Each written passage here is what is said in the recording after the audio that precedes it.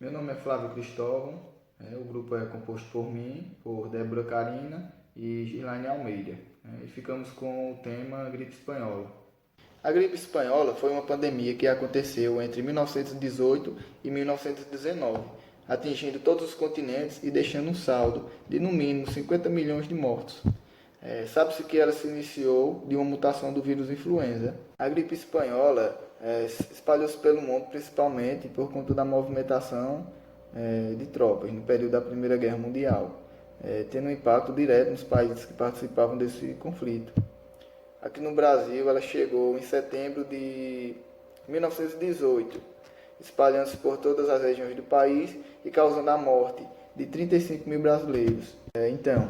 Existem duas teorias que sugerem que a gripe espanhola pode ter surgido na China ou nos Estados Unidos, mas não há provas que possam confirmar em qual dos dois lugares ela tenha de fato aparecido pela primeira vez. Os primeiros casos que se tem conhecimento aconteceram nos Estados Unidos e foram registrados lá no Fort Riley, que é uma instalação militar localizada no estado do Kansas. O primeiro infectado foi um soldado. Ele foi internado na enfermaria e nas semanas seguintes, mais de 1.100 outros soldados foram internados com os mesmos sintomas.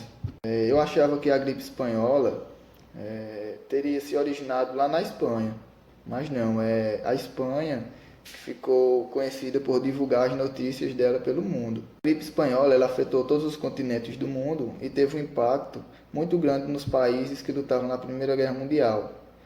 Por conta desse conflito, era necessário que as informações da doença fossem escondidas de forma a não prejudicar a moral dos soldados e também não criar o pânico na população. E como consequência disso, as notícias eram censuradas em grande parte dos países europeus. A Espanha, no entanto, ela não participava da guerra e sua imprensa tinha total liberdade para falar dessa doença. Isso fez com que a cobertura espanhola ficasse conhecida em todo o mundo. A difusão da gripe espanhola alastrou-se pelo mundo em três ondas.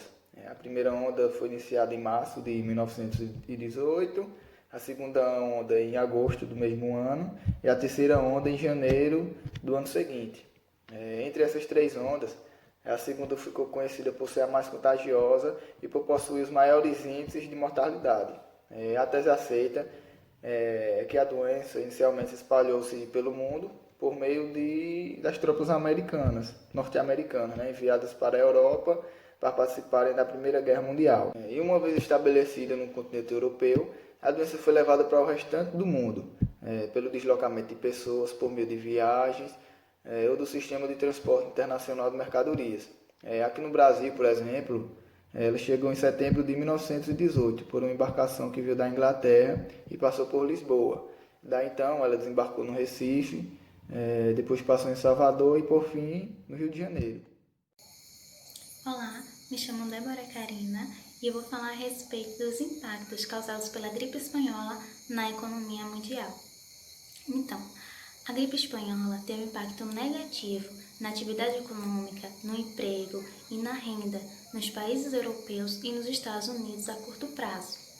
Mas é considerado também que a economia europeia tinha sido afetada pela guerra quando a pandemia se iniciou. Então, isso permitiu com que os efeitos econômicos causados pelas duas crises, a causada pela pandemia e a causada pela guerra, se confundissem nos anos de 1918 e 1919. Alguns especialistas estimam que cerca de 6% do PIB mundial foi afetado, como também o consumo agregado, que foi afetado 8%. Além do mais, cerca de 12 países tiveram impactos macroeconômicos e 8 tiveram queda no seu consumo.